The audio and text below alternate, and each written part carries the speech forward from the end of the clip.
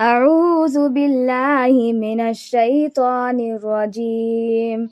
I seek refuge with Allah from Satan the outcast. وإن تعجب فعجب قولهم أإذا كنا ترابا أإنا لفي خلق جديد أولئك الذين كفروا بربهم وأولئك الأغلال في أعناقهم وأولئك أصحاب النار هم فيها خالدون.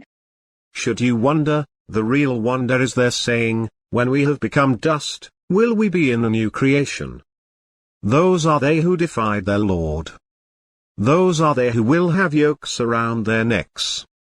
Those are the inhabitants of the fire, where they will remain forever.